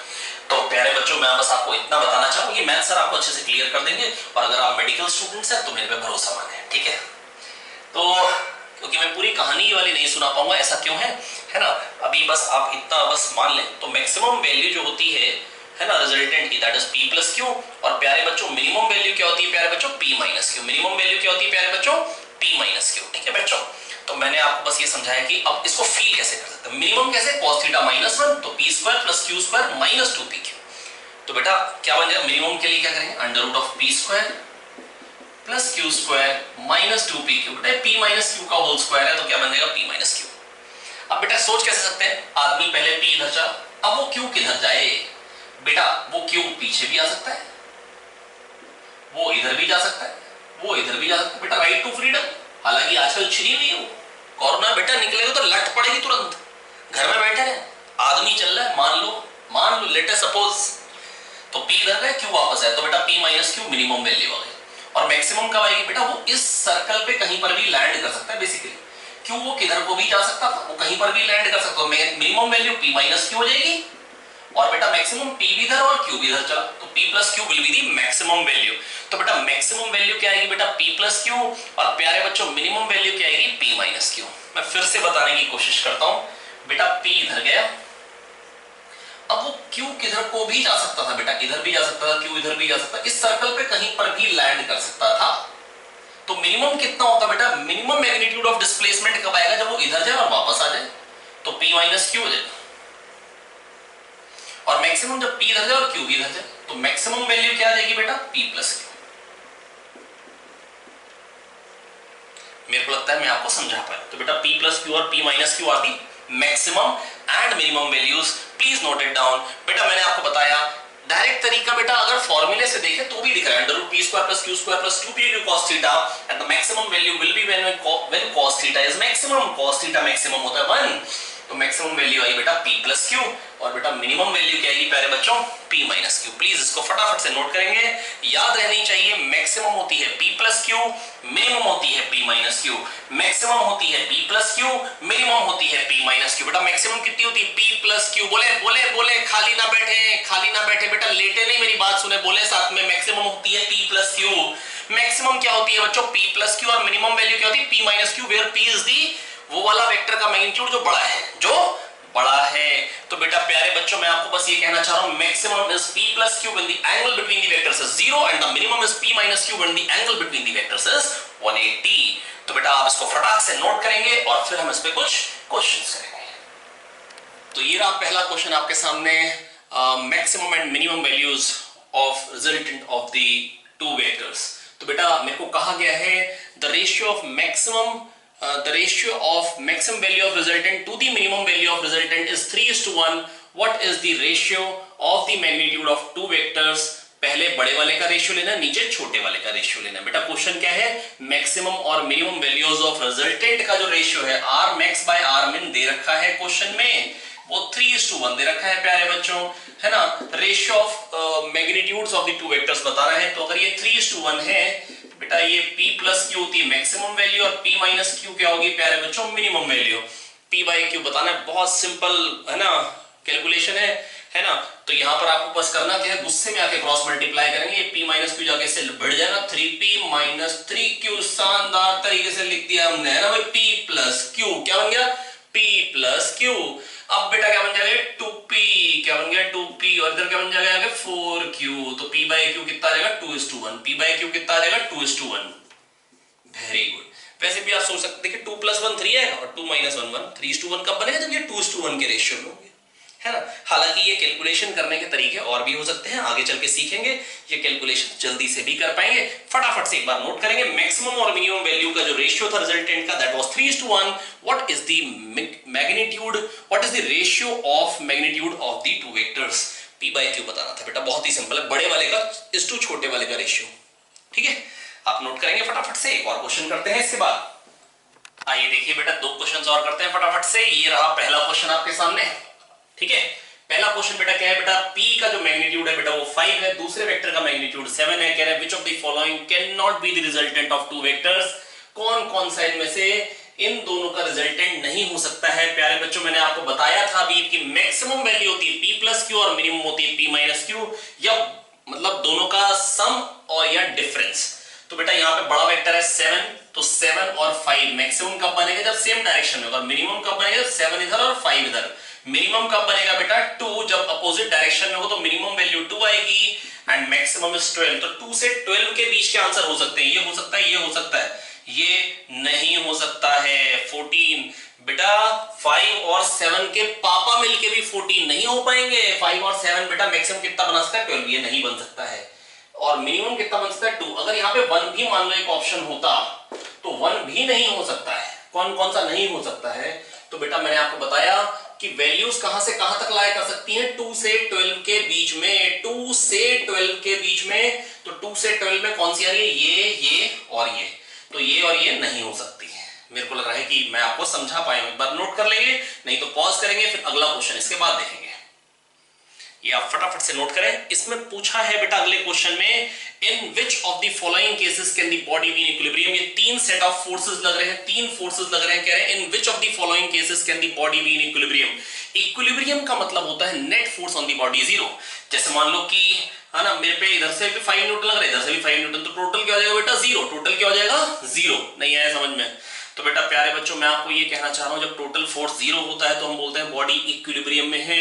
Body equilibrium में है, इसका मतलब क्या होता है बेटा, टोटल फोर्स क्या लग रहा है 0 लग रहा है प्यारे बच्चों। टोटल फोर्स क्या लग रहा है प्यारे बच्चों 0 लग रहा है। टोटल फोर्स क्या लग रहा है प्यारे बच्चों 0 लग रहा है। ठीक है, अभी मैं आपको ये एक्सपेरिमेंट भी करके दिखाऊंगा, है ना बेटा। बस मैं आपको ये समझाना चाह रहा हूं, टोटल फोर्स 0 होता है तो ही बॉडी इक्विलिब्रियम में हो सकती है। तो जब भी अगर आपको ये सोचना हो कि अब ये एंगल नहीं दे रखे, कह रहे क्या हो सकती है, ये अगर मैग्नीट्यूड ऑफ फोर्स हो, 2 और 4 की मिनिमम वैल्यू क्या होती है 2, मैक्सिमम वैल्यू क्या होती है 6, तो क्या कभी 5 हो सकती है? हाँ हो सकती है। कुछ ऐसी कंडीशन आएगी 4 और अगर 2 इधर को तो बन जाता है 2, कुछ जब 2 इधर को होगा तो मान लो बन जा रहा है 5। बस तब अब जब 2 और 4 का रिजल्टेंट 5 आए तो आप 5 अपोजिट डायरेक्शन में लगा दोगे तो रिजल्टेंट क्या हो जाएगा 0। तो इस केस में इक्विलिब्रियम में हो सकती है, यस। इस केस में बताइए हो सकती है। 1 और 2 की मैक्सिमम वैल्यू क्या होती है 3। हाँ, जब 1 और 2 इस डायरेक्शन में हो तो बन रहे हैं 3 और 3 लगा दो आप अपोजिट डायरेक्शन में तो क्या हो जाएगा रिजल्टेंट 0। क्या इक्विलिब्रियम में हो सकती है? यस। इसमें 3 और 3 की मैक्सिमम वैल्यू बेटा क्या होगी 6। क्या होगी 6। तो बेटा 3 और 3 के पापा मिलके भी 7 को बैलेंस 3 और 3 के पापा मिलके भी 7 को बैलेंस नहीं कर पाएंगे। 1 2 और 5, 1 और 2 मैक्सिमम कितना आएगा 3। क्या वो 5 को बैलेंस कर सकता है? कभी भी नहीं। 1 और 2 के दादाजी भी नहीं कर पाएंगे। तो बेटा सिंपल बात थी यहाँ पे कि बेटा बॉडी इक्विलिब्रियम में कब होगी, तो बेटा आपको बस यही सोचना था। दो छोटे वाले फोर्स ले लो, 2 और 4, मैक्सिमम क्या है 6, मिनिमम क्या है 2, तो कभी ना कभी तो 5 आएगा। मान लो इस कंडीशन में आ रहा है 4 इधर 2 इधर और मैक्सिमम ये बन रही वैल्यू 5, तो बस उस टाइम 5 लगा दो अपोजिट डायरेक्शन में। 2 और 4 का रिजल्टेंट आ रहा है 5, आपने लगा दिया 5 अपोजिट डायरेक्शन में, रिजल्टेंट क्या बन जाएगा 0। तो इसमें इक्विलिब्रियम हो सकती है। 1 और 2 मैक्सिमम वैल्यू 3 होगी जब सेम डायरेक्शन में होंगे। जब ये 3 इधर को लगा देंगे तो क्या हो जाएगा 0 हो जाएगा, तब भी इक्विलिब्रियम में आ जाएगी। 3 और 3 की मैक्सिमम वैल्यू क्या होती है 6, तो क्या वो 7 को बैलेंस कर पाएगा? इनके पापा भी नहीं कर पाएंगे। 1 और 2 की मैक्सिमम वैल्यू क्या होती है 3, तो बेटा 5 को बैलेंस कर पाएगा? इनके तो दादाजी भी नहीं कर पाएंगे। मेरे को लग रहा है शायद मैं आपको समझा पाया। फटाफट से नोट करेंगे, आगे बढ़ेंगे हम लोग। हमने सीखा क्या, एक बार मैं फिर से बता देता हूं। सीखा हमने ये है इक्विलिब्रियम का प्यारे बच्चों मतलब होता है, इक्विलिब्रियम का मतलब होता है कि जब टोटल फोर्स 0 होता है तो हम बोलते हैं बॉडी इज इन इक्विलिब्रियम, है ना। जब टोटल फोर्स 0 होता है प्यारे बच्चों तो हम बोलते हैं बॉडी इक्विलिब्रियम में है। जब टोटल फोर्स 0 होता है तो प्यारे बच्चों हम बोलते हैं body is in equilibrium, body is said to be in equilibrium when total force is 0। Total force 0 कब होगा बेटा? जैसे मान लो बेटा तीन वेक्टर का सम 0 करना है, हम क्या सोचेंगे? 3 डिस्प्लेसमेंट है, 4 इधर गए, जैसे मान लो पहला 4 इधर गए 2 इधर गए, है ना। मान लो ये बन जा रहा है 5 इधर आ गए वापस, जहां से चले थे वहीं आ गए, रिजल्टेंट क्या हो गया 0। तो बेटा 2 4 का जो मैक्सिमम जो वैल्यू आ रही है 5 आ रही है, हमने 5 लगा दिया अपोजिट डायरेक्शन, तो नेट क्या हो जाएगा 0। क्या हो जाएगा 0। तो बेटा पूछ रहे हैं बेसिकली ट्राइंगल बन पाएगा या नहीं बन पाएगा, यही बात है ना यार। क्योंकि अगर 3 वेक्टर का सम 0, इसका मतलब जहां से चले थे वहीं आना है वापस, तो ट्राइंगल बनना चाहिए। तो और बेटा 3 और 3 है ना, 3 और 3 कैसे चलाऊं? तो अब 3 3 के साथ 7 बन सकता है? नहीं बन सकता। बात तो यही है ना, जब नहीं बन पा रहा ट्राइंगल तो सम 0 नहीं हो सकता है, बॉडी इक्विलिब्रियम में नहीं हो सकती। आया कि नहीं आया? 1 और 2 मैक्सिमम वैल्यू क्या है 3, क्या 5 को बैलेंस कर पाएगा? नहीं। सोचना बेटा थोड़ा सा, मतलब आप एक बार ट्राई करिए, नहीं सोच पाए तो है ना, मतलब फिर से एक बार रिवाइंड करके देखिए। मैं एक और क्वेश्चन का एग्जांपल लेता हूं, लेकिन तब तक आप पहले ये नोट करेंगे, फिर एक और एग्जांपल देखते हैं। हम आपके सामने है एग्जांपल एक और। तो आइए आपको दिखाता हूं मैं इक्विलिब्रियम में करके फटाफट से। देखिए हमारे पास बहुत प्यारे 3 बच्चे हैं, आइए देखिए ये है, इस पे हम तीनों लोग मिलकर फोर्स लगाएंगे। आइए आप दोनों भी आइए, है ना। तो आपको क्या करना है बेटा, इसको फोर्स लगाना है, फोर्स लगाइए इस पे, आप भी लगाइए इधर को, है ना। अब मैंने इधर को लगाइए, लगाते रहिए, अब ये इक्विलिब्रियम है। पर अगर मान लो मैं ज्यादा लगा दूं तो क्या होगा? तो इक्विलिब्रियम में रहेगा? नहीं, है ना। अगर आप दोनों लगाइए, ये पीछे जा रहा है, मैंने उतना ही लगा दिया तो रुक गया। तो देखिए बेटा मैंने आपको भी दिखा दिया करके कि 3 फोर्स लगेंगे तो बॉडी इक्विलिब्रियम में रह भी सकती है और नहीं भी, है ना। हमारे 3 प्यारे बच्चे थे, है ना, उनको थोड़ा सा दुख पहुंचाया, सॉरी। चलिए आइए देखिए काम की बात करते हैं बेटा। आगे देखिए 3 यहाँ पर 3 मतलब 3 फोर्सेस के सेट दे रखे हैं, पूछ रहे हैं किसमें इक्विलिब्रियम में हो सकती है। 2 छोटे वाले लेंगे हमेशा, 2 और 7 के मैक्सिमम वैल्यू 9, 2 और 7 की मिनिमम वैल्यू 5, तो क्या बीच में कभी 8 आ सकती है? आ सकती है। बस जब वो 8 बन रही होगी, जब 7 और 2 का रिजल्टेंट 8 आ रहा होगा तो उतना ही आपको 8 अपोजिट में लगाना होगा और क्या हो जाएगा, बॉडी किस में आ जाएगी, इक्विलिब्रियम। बॉडी किस में आ जाएगी, इक्विलिब्रियम में। 3, 4 और 6 छोटे वाले दो, मैक्सिमम वैल्यू क्या होगी 3, 4 की 7, मिनिमम वैल्यू क्या होगी 1। तो 1 से 7 के बीच में कुछ भी हो सकती है, 6 भी हो सकती है। और जब 6 अपोजिट, जब 4 और 3 का रिजल्टेंट जब 6 आ गया, जब 4 और 3 का रिजल्टेंट 6 आ जाएगा प्यारे बच्चों, तो 6 अगर आप रिजल्टेंट आ रहा है 6 आप भी लगा दो अपोजिट डायरेक्शन में, तो रिजल्टेंट क्या हो जाएगा 0। तो इसमें भी हो सकता है, इक्विलिब्रियम में इसमें हो सकती है। क्यों? क्योंकि 2 और 7 की मैक्सिमम वैल्यू 9 है, मिनिमम वैल्यू 5 है।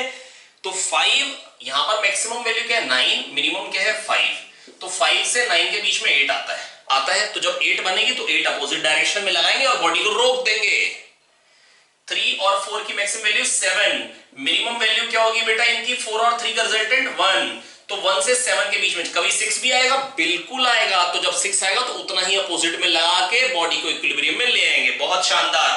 2 और 5 के पापा मिलके भी 13 को बैलेंस नहीं कर पाएंगे। 5 और 2 की बेटा मैक्सिमम वैल्यू भी 7 है, 13 को तो बेटा इनके पापा भी बैलेंस नहीं कर पाएंगे। 1, 3 मैक्सिमम वैल्यू 4, 5 को बैलेंस सिमिलरली नहीं कर पाएंगे।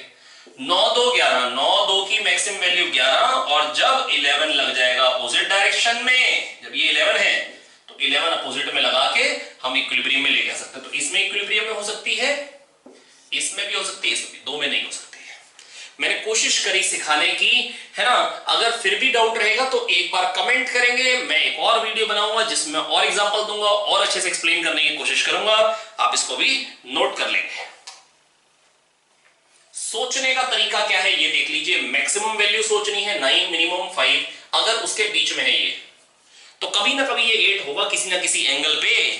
तो उतना ही, जब 8 बन रहा है उतना ही आप अपोजिट में लगा देंगे। तो क्या हो जाएगा, 8 और 8 कट के क्या हो जाएंगे 0। क्या हो जाएंगे प्यारे बच्चों 0। 3 और 4 मैक्सिमम वैल्यू 7, मिनिमम 1। बीच में कभी 6 भी आएगी, जब 6 आएगी तब 6 अपोजिट में लगा दो, बॉडी को रोक दो, इक्विलिब्रियम में आ जाएगी। बहुत शानदार। आ गया 9, 2, 11, 9 और 2 मैक्सिमम 11, 9 to 11 और 11 अपोजिट में लगा दो और बॉडी को रोक दो। शानदार, ये भी सही है। और इन दोनों में पॉसिबल नहीं है। 2 और 5 के पापा भी 13 को नहीं संभाल सकते, 1 और 3 के पापा भी 5 को नहीं संभाल सकते। नोट कर लेंगे, आगे कुछ और क्वेश्चंस करेंगे हम। आइए नया टॉपिक स्टार्ट करते हैं, एंगल ऑफ द रिजल्टेंट, है ना बेटा। दो वेक्टर हैं, उनका रिजल्टेंट बनेगा पी वेक्टर और क्यू वेक्टर, है ना प्यारे बच्चों। उनका जो रिजल्टेंट होगा उसका एंगल निकालने की कोशिश करते हैं। आइए देखिए बेटा, ये है पी वेक्टर, ठीक है, ये है क्यू वेक्टर। अब रिजल्टेंट किधर को आएगा बेटा, पहले पी इधर जाएंगे, फिर क्यू इधर जाएंगे, यहां थे, यहां पहुंच गए, ये हो गया रिजल्टेंट आया। पैरेललोग्राम लो कह लो, ट्रायंगल लो कह लो, सब एक ही बातें हैं भैया। पी वेक्टर, क्यू वेक्टर और ये हो गया रिजल्टेंट। प्यारे बच्चों, पी वेक्टर से क्या एंगल है रिजल्टेंट का ये निकालना चाहता हूं। लेटस से वो अल्फा है और पी और क्यू के बीच में जो एंगल है वो बेटा क्या है, थीटा। क्या है बेटा, थीटा। तो ये क्यू है, ये थीटा है, ये क्यू वेक्टर। ये क्या हो जाएगा बेटा, बेस क्या हो जाएगा, hypotenuse cos theta, Q cos theta. और ये क्या हो जाएगा, hypotenuse sine theta perpendicular, Q sine theta. प्यारे बच्चों, ये क्या हो जाएगा, P plus Q cos theta और ये क्यू साइन थीटा। इस ट्राइंगल में tan अल्फा ले लीजिए। तो tan अल्फा प्यारे बच्चों क्या निकल के आ जाएगा बताइए, tan अल्फा आ जाएगा Q sine theta upon P plus Q cos theta. Q sine theta upon P plus Q cos theta. बेटा बहुत सिंपल है ना बेटा, ये पी वेक्टर है, ये क्यू वेक्टर है, बीच में एंगल थीटा है ना बच्चों। ये क्यू कॉस थीटा हो जाएगा क्योंकि ये पहले पी इधर जाएंगे फिर क्यू इधर जाएंगे, यहां थे यहां पहुंच गए, ये हो गया resultant. Q cos theta, Q sine theta आया। बेटा ये चीज क्या होगी, P plus Q cos theta और ये क्यू साइन थीटा, है ना। और यहां से tan अल्फा लेंगे perpendicular upon base Q sine theta upon P plus Q cos theta. tan alpha क्या आ जाएगा बेटा, P sine theta upon Q sine theta upon P plus Q cos theta. और ये एंगल किससे है, थोड़ा मार्कर डल चल रहा था, दोबारा लिख देता हूं। Q sine theta upon P plus Q cos theta. तो बेटा ये आ गया। बेटा मैंने आपको सिखाया बेटा कैसे एंगल निकाला जाता है। ये देख लीजिए बेटा, बड़ा सिंपल है। ये p वेक्टर है, ये q वेक्टर है, ये q cos थीटा हो गया, ये q sin theta, tan alpha हो जाएगा q sin theta upon p plus q cos theta, hypotenuse cos theta base, hypotenuse sin theta perpendicular. आप बहुत आराम से यहाँ पे tan अल्फा निकल पाए हैं, है ना। चलिए अब बेटा अगर क्वेश्चन आएंगे तो किस तरीके के आएंगे, आइए फटाफट से देखते हैं। ये दो वेक्टर हैं p और q, P और Q दो वेक्टर है, दोनों के बीच में एंगल 60 डिग्री है, रिजल्टेंट बताना है, और P और Q दोनों क्या है 10। तो बेटा tan अल्फा क्या आएगा, या तो आप ज्योमेट्री लगाइए, नहीं तो ये फॉर्मूला सीख चुके हैं, फटाक से करेंगे। तो tan अल्फा क्या आ जाएगा प्यारे बच्चों, tan अल्फा निकल के आ जाएगा Q sin थीटा, है ना। Q क्या है बेटा 10 sin 60, sin 60 हो जाएगा √3/2 upon P plus Q cos theta, P 10 plus Q cos theta, तो 10 प्लस 10 cos 60, और cos 60 बेटा क्या हो जाएगा हाफ। ये कितना बन जाएगा बेटा 15, कितना बन जाएगा प्यारे बच्चों 15, है ना। 15 2 30, तो 10/30 क्या जाएगा 1/3 √3/3 1/√3। अब tan अल्फा बेटा 1/√3 कब होता है प्यारे बच्चों, tan अल्फा 1/√3 होता है जब अल्फा क्या होता है प्यारे बच्चों 30 डिग्री। कितना होता है बच्चों 30 डिग्री। मैंने यूज क्या किया q sin theta upon p plus q cos theta, जो कि मैं आपको सिखा चुका हूं, है ना। तो ये क्वेश्चन हो गया। आइए एक और क्वेश्चन करते हैं। एक वेक्टर है जिसका मैग्नीट्यूड 2 है और एक का मैग्नीट्यूड बेटा क्या है 10 और बीच में एंगल है 53 डिग्री। एक का मैग्नीट्यूड है 2, एक का मैग्नीट्यूड है 10 और बीच में एंगल है 53 degree. What is the angle between vector of length 2 and the resultant. तो बेटा रिजल्टेंट और 2 के बीच में एंगल बेटा क्या आएगा, फिर से वही करेंगे tan अल्फा। वैसे तो अगर आप चाहें तो आप क्या कर सकते हैं, ये जो पैरेललोग्राम कंप्लीट करें पहले, ये 10 cos 53 बेटा, ये भी 53 होगा क्योंकि ये वही चीज है, इसके पैरेलल ये 2 इधर जाना है 10 इधर जाना है, यहां थे यहां पहुंच गए, ये हो गया रिजल्टेंट। ये एंगल बताना है दिस एंगल, है ना। तो ये चीज क्या हो जाएगी 10 cos 53, ये चीज क्या हो जाएगी प्यारे बच्चों 10 cos 53 दैट इज 6, और ये चीज क्या हो जाएगी प्यारे बच्चों 10 sin 53। मैंने आपको दो वैल्यूज याद कराई थी एक्स्ट्रा 10th के बाद वाली, sin 37 sin 53 3/5 और 4/5, sin 37 sin 53 3/5 और 4/5। याद कैसे रखेंगे, sin थीटा क्या करता है बेटा बढ़ता है, sin थीटा क्या करता है बढ़ता है, तो पहले 3/5 37 पे 3/5 53 पे 4/5, ठीक है। और cos क्या होता है बेटा घटता है, 37 पे बड़ी वैल्यू आएगी और 53 पे कैसी वैल्यू आएगी छोटी, है ना। तो बेटा यहाँ पे आएगी 3/5, तो 3/5 इंटू 10 अगर मैं करूंगा, वैसे बहुत बार मैं ये कैलकुलेशन कर चुका हूँ, याद हो जानी चाहिए 6, है ना। और सिमिलरली ये कितना रहेगा बेटा 8, तो बेटा ये भी 8, ये 6, ये 2, तो ये क्या हो गया 8। तो बेटा ये जो एंगल आएगा रिजल्टेंट का, है ना, ये जो रिजल्टेंट का एंगल आएगा अल्फा, वो क्या आ जाएगा tan अल्फा क्या आ जाएगा 8/8 दैट इज 1, है ना। 8/8 that is 1 that is alpha is 45 degree. Alpha क्या निकल गया प्यारे बच्चों 45 डिग्री। और अगर मान लो कि अगर हमने सोच लिया हो कि हमने फॉर्मूले से ही करना है, फिर कैसे करेंगे, tan alpha is equal to q sin theta that is 10 sin 53 upon p that is 2 plus q cos theta 10 cos 53।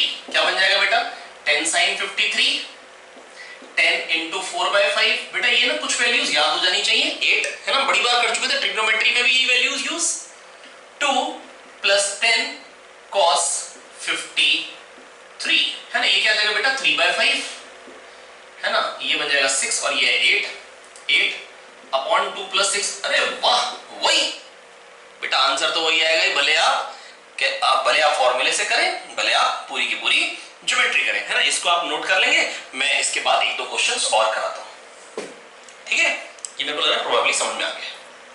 देखिए बेटा ये दो क्वेश्चंस आपके सामने हैं।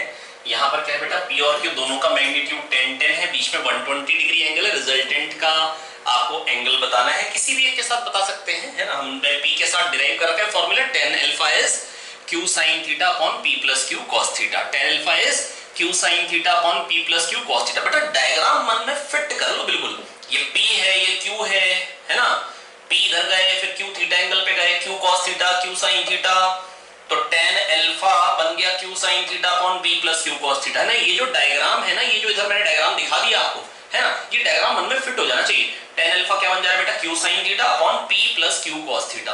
tan अल्फा क्या बन जाएगा बेटा, p q sin theta upon p plus q cos theta, है ना। ये जो डायग्राम दिखा रहा हूं, ये डायग्राम बिल्कुल मन में फिट हो जानी चाहिए, खींच जानी चाहिए फोटो। ये नहीं रटे रहेंगे भाई, जिंदगी में रटना नहीं। tan अल्फा क्या आएगा, q sin theta upon p plus q cos theta, ठीक है।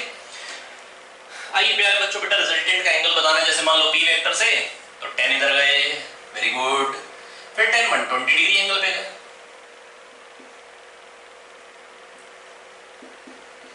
ठीक है। यहां थे, यहां पहुंच गए, ये हो गया रिजल्टेंट। ये क्या हो गया, रिजल्टेंट। प्यारे बच्चों, ये 10 और ये हो गया रिजल्टेंट, है ना। और बेटा ये एंगल कितना आएगा, वैसे तो ज्योमेट्री से भी आप देख सकते हैं, क्योंकि ये 60 हो गया। ये थीटा बड़ी बार कैलकुलेशन करा चुका हूं, प्रूव कर चुका हूं। थीटा भी क्या आ जाएगा बेटा, 60 आ जाएगा। तो ये इक्विलेटरल ट्रायंगल हो गया, तो रिजल्टेंट का एंगल 60 आ गया। लेकिन अगर मैं कह रहा हूं बिना कैलकुलेशन के, बिना ज्योमेट्री के कर रहा हूं फॉर्मूले से, तो कैसे बोलूंगा, tan alpha is q sin theta, q क्या है 10 sin 120, बीच का angle 120 upon p plus q cos theta, 10 plus 10 cos 120 sin 120 का, तो sin 180 minus 60, that is sin 60 √3/2, 10 into √3/2 upon 10 plus 10 cos 120 क्या होता है बेटा, माइनस हाफ cos 180 माइनस 60। चलिए मैं लिख देता हूं एक स्टेप और एक्स्ट्रा, ये क्या है minus cos 60, that is minus half. तो 10 माइनस 5 आ जाएगा 5 अपॉन 5 क्या आ जाएगा बेटा, √3। तो बेटा tan अल्फा √3, अल्फा कितना हो गया बेटा, tan अल्फा √3, अल्फा 60 डिग्री। अरे वही जो डायरेक्टली हमको ज्योमेट्री से दिख रहा था, वही फॉर्मूले से भी आ रहा। तो फॉर्मूला यूज करने में घबराना भी नहीं है और डायरेक्टली यूज करने में भी नहीं घबराना है। tan अल्फा आएगा q sin theta upon p plus q cos theta. प्यारे बच्चों, tan अल्फा क्या आएगा, q sin theta upon p plus q cos theta. मेरे को लग रहा है प्रोबेबली मैं आपको समझा पाऊं। ये देखिए एक और क्वेश्चन आपके सामने है ना। ये 2 है, ये 6√2 है ना। ये 30 डिग्री एंगल पे x एक्सिस से और एक 75 पे। बेटा बेसिकली बीच का एंगल कितना, रिजल्टेंट का एंगल बताना है x एक्सिस से, तो आप पहले इससे बता दो p से, है ना। ये 45 डिग्री एंगल हो गया, क्योंकि ये 75 ये 30, 75 माइनस 30 कर लेंगे, 45 कर लेंगे ना। नहीं तो अगर आराम से करना 75 लाइनें खींचेंगे, हल्के हल्के आहिस्ता आहिस्ता 30 काट देंगे, 45 बच जाएंगी भाई, है ना। तो अब tan अल्फा कितना आएगा, 2 वाले से एंगल निकाल लेते हैं, q sin थीटा, q हो गया ये वाला 6√2। बेटा जिससे एंगल बताना होता है उसको नहीं लेते, दूसरे वाले को। tan अल्फा क्या आएगा, q sin theta 6√2 sin 45, 6√2 sin 45 upon p plus q cos theta. p क्या है 2 प्लस q 6√2 cos 45, 1/√2 ठाए काट देंगे, ये क्या आ गया 8, नीचे क्या आ जाएगा 8 और 6√2 into 1/√2 क्या है 6, ये क्या आ गया बेटा 3/4। तो tan अल्फा 3/4, तो अल्फा कितना हो गया बेटा 37 डिग्री। लेकिन ये एंगल किससे है, p वेक्टर से, है ना। तो x एक्सिस से कितना हो जाएगा बेटा, x एक्सिस हो जाएगा 30 प्लस 37।